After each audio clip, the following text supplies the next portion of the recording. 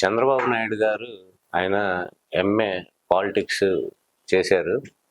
అంటే ఆయన చెప్పుకునేది ఎంఏ పాలిటిక్స్ అని. పాలిటిక్స్ అంటే రాజనీతి శాస్త్రం. రాజనీతి శాస్త్రంలో మనకి ఆద్యుడు ఎవరంటే ఒక రకంగా చాణక్యుడు రాజనీతి శాస్త్రంలో బ్రహ్మాండమైన దిట్ట. ఆయన ఈ రాజనీతి శాస్త్రం చదువుకునేప్పుడు చాణక్యుని సూత్రాలు బాగా కొన్ని ఆయన కావాల్సినవి తీసుకున్నారు. అందులో ముఖ్యంగా చాణక్యుడు చెప్పిన 2 విషయాల్లో ఒకటి రాజస్య మూలం ఇంద్రియ జయం. అంటే రాజ్యం అధికారం సాధించడానికి ఇంద్రియాలని వశం చేసుకోవాలి అని ఒకటి ఆయన చెప్పింది. దానిలో చంద్రబాబు గారు ఆయనకు కావాల్సినట్టు తీసుకోవచ్చు కాబట్టి అధికారం కోసం ఇంద్రియాలను జయించడం ఇవన్నీ మన వల్ల అయ్యే పనులు కాదు, మనకి ఎందుకంటే కుదరని పనులు అవి. కాబట్టి దానికి ఏం చేసుకున్నాడంటే ఆయన ఇంద్రియాలని వశం కాకుండా ఎవరిని వశం చేసుకుంటే అధికారం వస్తుందో వాళ్ళని వశం చేసుకోవడం ఆయనకి మొదటి నుంచి వెనతో పెట్టిన విద్య. ఈ రకంగానే ఆయన ఎప్పుడు అధికారంలోకి వచ్చినా ఏదో ఒకళ్ళు 2 పార్టీలు వాళ్ళని కలుపుకొని వాళ్ళ కింద మీద పడి ఏదో వాళ్ళని మభ్యపెట్టో రకరకాలుగా వాళ్ళని ప్రలోభాలకో వీటిలోనో గురి చేసి ఈయన ఎట్లాగోలా అధికారం సాధిస్తాడు. ఎలా అంటే ప్రజల్ని కూడా అడ్డంగా అమలు సాధ్యంగాని హామీలు ఇచ్చి వాటిని ఎటానో ప్రచారం చేసుకొని అది చేస్తాను ఇది చేస్తాను అని అరచేతిలో వైకుంఠం చూపించి వాళ్ళని మోసం చేయటం ఫస్ట్ నుంచి ఆయనకి మంచి అలవాటు. ఇకపోతే చాణక్యుడు చెప్పిన రెండోది అర్ధస్య మూలం రాజ్యం. అంటే డబ్బు సంపాదించడానికి మూలం అధికారం. ఇది ఆయనకి ఫస్ట్ నుంచి బాగా నచ్చిన విషయం. దానికి తగ్గట్టే ఆయన అధికారం ఉంటే డబ్బు సంపాదించుకోవచ్చు. కాబట్టి అధికారం కోసం ఆయన ఏదైనా హామీలు ఇవ్వటం ఇంకోటో ఈ పొత్తులు పెట్టుకోవటం. పొత్తులు లేకుండా ఆయన ఇప్పుడు అధికారంలోకి వచ్చిన చరిత్రలో లేదు. 40 years ఇండస్ట్రీ అయినా 50 years ఇండస్ట్రీ అయినా ఆయనకైతే ఇది లేనిది అధికారం అనేది కల్లా. సింగిల్గా ఆయన ప్రజల్లోకి వెళ్తే ఓటేసే నాదుడు కూడా లేడు. ఇది ఆయనకి తెలుసు కాబట్టి డబ్బు సంపాదించాలి కాబట్టి అధికారం ఉండాలి కాబట్టి అధికారం కోసం ఏమైనా చేయటం, అధికారం వచ్చినా డబ్బు సంపాదించడం.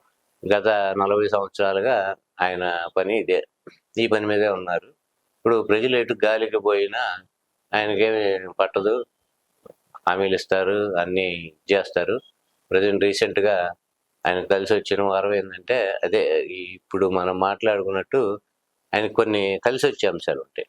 ఎలాగంటే ఇప్పుడు గుడ్లవల్లేరులో అంతమంది పాపం స్టూడెంట్స్ విద్యార్థులకి వాళ్ళు ఏదో ఘోరంగా వాళ్ళకి ఒక సంఘటన జరిగింది. వాళ్ళు చాలా ప్రొటెస్ట్ చేసి గొడవ చేస్తుంటే దాన్ని ఎలా నీరు గార్చాలా అనే పాపం ప్రయత్నం ఉండగా ఈ వరదలు వచ్చి పడ్డాయి.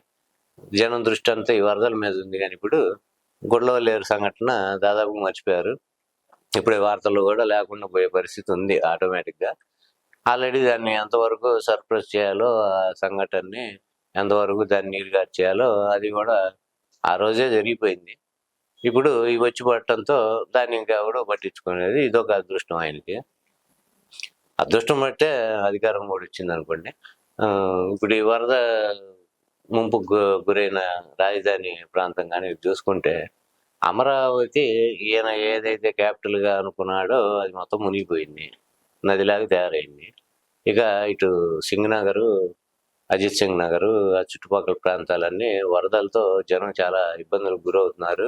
పాపం తినడానికి తిండి నీళ్లు లేక చాలా ఇబ్బందులు పడుతున్నారు.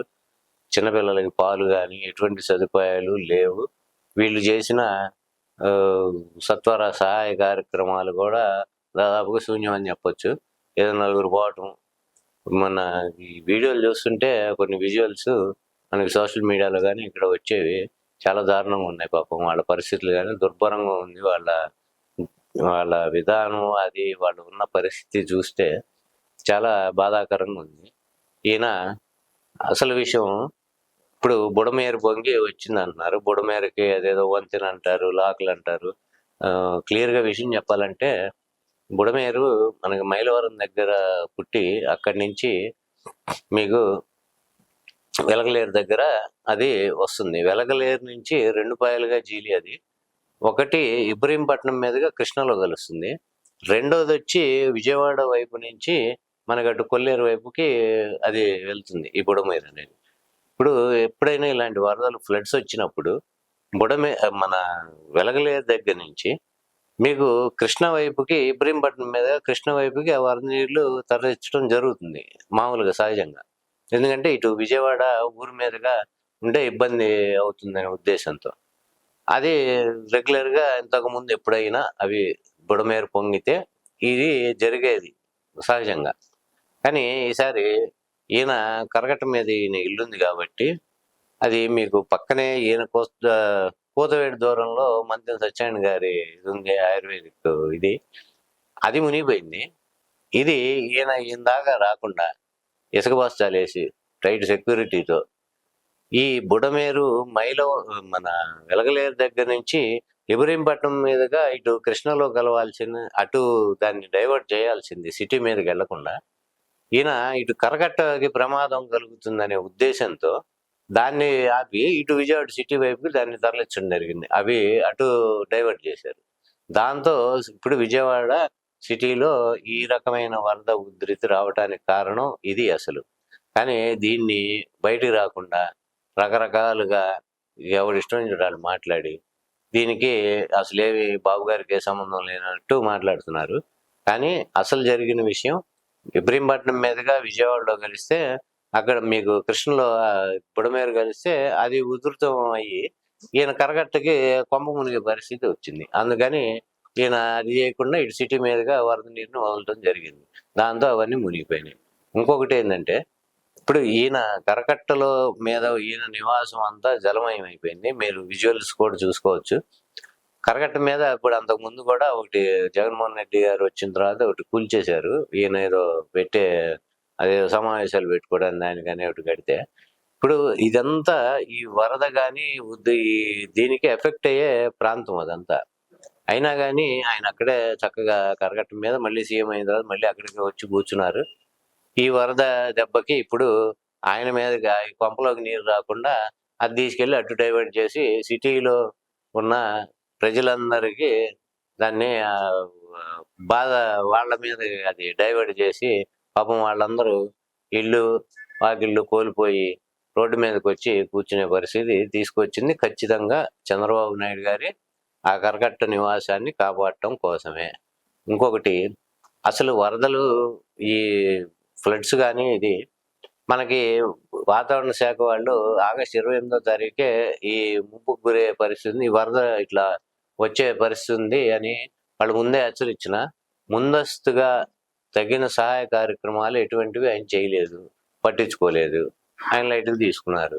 దాంతో ఇవాళ ఈ పరిస్థితి వచ్చింది. ముందు గనక తగు జాగ్రత్తలు తీసుకొని అది దాని ఏం చేయాలనేది ముందుగా అధికార యంత్రాంగాన్ని కనుక ఈయన కొంచెం యాక్టివ్ చేసి వీళ్ళకి ఏదన్నా వాళ్ళు ఎట్లా సహాయ కార్యక్రమాలు ఎట్లా చేయాలి, లేకపోతే ఈ వరద అనేది ముంపు ఈ ప్రాంతాలు ఎఫెక్ట్ అవ్వకుండా ఏం చేయాలనేది ముందుగానే వాళ్ళు గనక ఏదన్నా చర్య తీసుకొని ప్రారంభించుంటే ఇవాళ ఇంత పరిస్థితి వచ్చేది కాదు.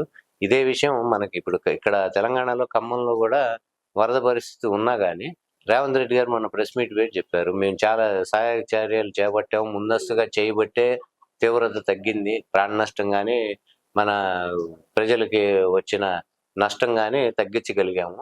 అదే పక్కన ఏపీలో ఆ పరిస్థితి లేదు అంటే ఆయన గురువునే చంద్రబాబుని డైరెక్ట్ గానే ఇండైరెక్ట్ గాను ఆయన ఎటువంటి ముందస్తు చర్యలు తీసుకోలేదని ఆయన చక్కగా చెప్పారు. ఇది కూడా ఒకటి మనం దృష్టిలో పెట్టుకోవాలి. ఇంకా పోతే చంద్రబాబు నాయుడు గారు మొదటి నుంచి ఈ మ్యాటర్లు డైవర్ట్ చేయటం, ఇటువంటివి ఏదైనా సంఘటనలు కానీ ఇంకోటి జరిగితే ముందు షో చేసుకుంటూ తిరగటం, ఇటువంటి ఆయనకి ప్రచారం మీద ఉన్న ఆసక్తి ప్రజల్ని పట్టించుకోవటం కానీ ఇంకో కార్యక్రమాలు కానీ ఆయన చేసే పరిస్థితి ఎప్పుడూ ఉండదు.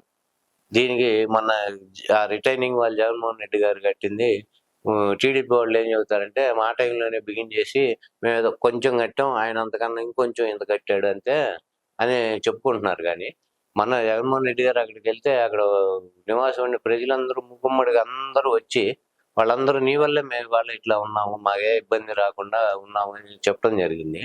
ఈయన దాన్ని కూడా ఈయన ఖాతాలో వేసుకుంటాడు.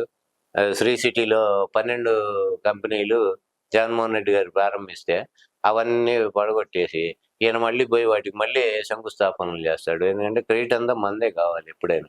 గోబెల్స్ ప్రచారం నమ్ముకోవటం, ఇట్లా బాగా పత్రికలు పట్టుకొని వాటిల్లో రాయించుకొని జనాల్ని తప్పుదారి పట్టించడం, అధికార దాహంతో అడ్డమైన పొత్తులు పెట్టుకొని డబ్బు ఎలా సంపాదించుకోవాలో మనవడికి కూడా, పుట్టబోయే మనవడికి పుట్టిన మనవడికి ఆ ముని మనవాళ్ళకి కూడా ఈయన అంత సంపాదించి వాళ్ళ పేరు మీద పుట్టబోయే ముని మనవాడికి కూడా ఆస్తులు ఆయన పేరు మీద రాసి పెట్టుకునే పరిస్థితి ఉంది. ఇక్కడ ఇంకొకటి, మన జగన్మోహన్ రెడ్డి గారు అమూల్ వాళ్ళతో ఒప్పందం చేసుకున్నారు రాష్ట్రానికి, మిల్క్ దీనికి సంబంధించి. దాన్ని క్యాన్సిల్ చేసి మళ్ళీ హెరిటేజ్ని తీసుకొచ్చారు. హెరిటేజ్ కొన్ని దేశాల్లో బ్యాన్ అయింది. అది ఇక్కడ మన ప్రజల్ని అందరినీ దాన్ని మభ్యపెట్టి మీకు ఆ హెరిటేజ్ పాలు కానీ ప్రోడక్ట్స్ వాడతాం, అందులో కెమికల్స్ దారుణంగా ఉన్నాయి, అవి వాడకూడదని కొన్ని దేశాలు బ్యాన్ చేసినాయి హెరిటేజ్ని.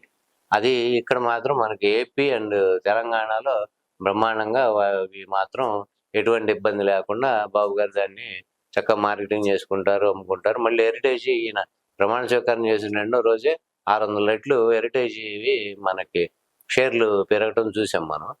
ఈయన పరిపాలన కానీ ఇది ఇలా ఉంటుంది. సూపర్ 6 అనేది అది మోసం. అదేమంటే బడ్జెట్ లేదు, ఖజానా డబ్బులు ఖాళీగా ఉన్నాయి, ప్రజలు అర్థం చేసుకోవాలి, చూస్తే భయం వేస్తుంది అన్నాడు. మరి ఇంత విజనరీకి ఎలక్షన్లు అప్పుడు తెలియదా ఖజానా ఎంత ఉండొచ్చు అని? మీరు దిగిపోయేప్పటికి జగన్మోహన్ రెడ్డికి ఇచ్చింది ఖజానాలో 100 కోట్లే కదా. మీరు వచ్చినప్పటికి దాదాపుగా 400 కోట్లు పైన ఉన్నాయి ఖజానాలు. 4,000 కోట్లు దాదాపు ఖజానాలు ఉన్నాయి. మీరు రాగానే 16,000 కోట్లు అప్పు తీసుకొచ్చారు. ఇవన్నీ తీసుకొచ్చి కనీసం ఒక్క సంక్షేమ పథకం మీరు ప్రకటించినవే ఏవి ఇంతవరకు ఇచ్చింది లేదు. మీ ఉత్తరాతన లోకేష్ గారు ఆడవాళ్ళకి ఇచ్చే పెన్షన్ గురించి మాట్లాడుతూ, నేను మొన్న రీసెంట్గా ఛార్జ్ తీసుకున్నాను, ప్రతి పిల్లవాడికి 15,000 చొప్పున ఇస్తాము తల్లికి వందనం అనే స్కీమ్ కింద. అది మేము సమగ్రంగా దర్యాప్తు చేయాలి, ఒక మీటింగ్ పెట్టుకోవాలి, ఇవన్నీ చూసుకొని నెక్స్ట్ ఇయర్ నుంచి చూస్తామని ఆయన బ్లంట్గా చెప్పేశాడు. అంటే ఆయనకి ఏ లెక్కలు కావాలి అనేది చూసుకుంటే గత ప్రభుత్వంలో ఎంతమందికి ఇచ్చింది, ఏమి ఇచ్చింది అంత లిస్ట్ ఉంటుంది. దానికి 3 నెలల క్రితం మీరు పవర్లోకి వచ్చినప్పటికీ ఆ లిస్ట్ అయితే ఎక్కడికి పోదు కదా, గవర్నమెంట్ రికార్డ్స్లో ఉంటుంది కదా. ఇవ్వదలుచుకుంటే అది ఇవ్వచ్చు. రెండోది, మన నాయనల మనోహర్ గారు మినిస్టరు, ఆయన ఏంటంటే సివిల్ సప్లైస్ మినిస్టర్. ఆయనేమో ప్రస్తుతానికి ఉచితంగా 3 సిలిండర్లు ఇచ్చే ఉద్దేశం లేదు, అవకాశం ప్రస్తుతం మేము ఆలోచనలో లేదు. ఇదేంటంటే దీనికి ఏదన్నా అడిగితే మా దగ్గర సమాధానం లేదు అని అసెంబ్లీలోనే చెప్పారు ఆయన. అంటే అది 2 విషయాలు డైరెక్ట్గా వాళ్ళు అటకెక్కిచ్చారని అర్థమవుతుంది. ఆగస్టు 15 నుంచేమో ఆర్టీసీ బస్సులు ఫ్రీ అన్నారు, అది లేదు, అది కూడా అటకెక్కిపోయింది. ఈ రకంగా ప్రజల్ని మోసం చేసుకుంటూ ఆల్రెడీ ఇప్పుడు ప్రజలు చీకొడతాం బిగించేశారు. చంద్రబాబు నాయుడు గారి క్రెడిబిలిటీ పోయింది. కూటమి ప్రభుత్వం మీద వ్యతిరేకత ప్రజల్లో ఇప్పుడు బాగా వచ్చింది. దీన్ని ఇట్లా కంటిన్యూ చేసుకోకుండా చెప్పిన పని చేసుకుంటూ ధనార్జన మీద కాకుండా ప్రజలకి ఎట్లా మంచి చేద్దాం అనేది ఆలోచించుకుంటే బాగుంటుంది. నమస్తే.